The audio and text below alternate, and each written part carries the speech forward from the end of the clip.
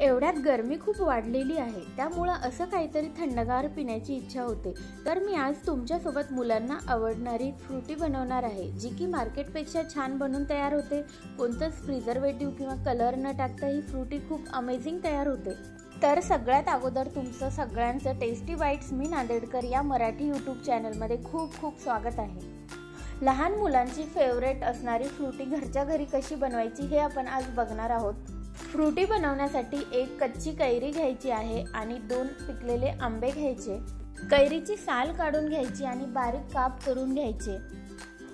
पिकलेल्या आंब्याचे पण छान बारीक काप करून घ्यायचे आहे।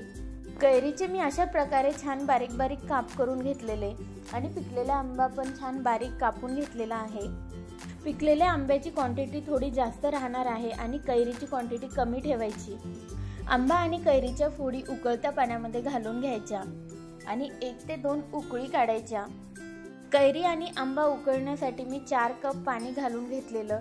आता यामध्ये 1 कप साखर घालायची।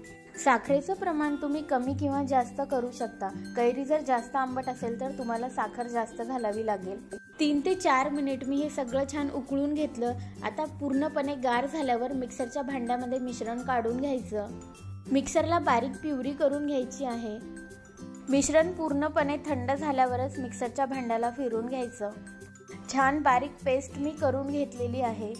अशा प्रकारे हे ज्यूस ट्रान्सपरंट दिसलं पाहिजे। एका गाळणीच्या साहाय्याने सगळं छान गाळून घ्यायचं। जे काही कैरीचे तुकडे वगैरे राहिली असतील ते गाळणीमध्ये राहतील।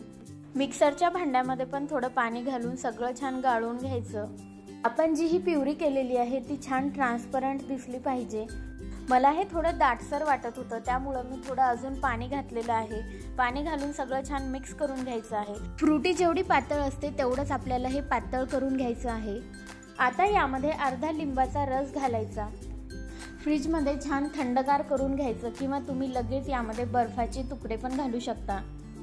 टेस्टी फ्रुटी घरच्या घरी बनवून तयार झालेली आहे। यामध्ये आपण कुठलाच प्रिझर्वेटिव्ह टाकलेला नाही किंवा कुठलाच कलर टाकलेला नाही, त्यामुळे ही फ्रुटी तुम्ही मुलांना बिनधास्त या उन्हाळ्यामध्ये देऊ शकता।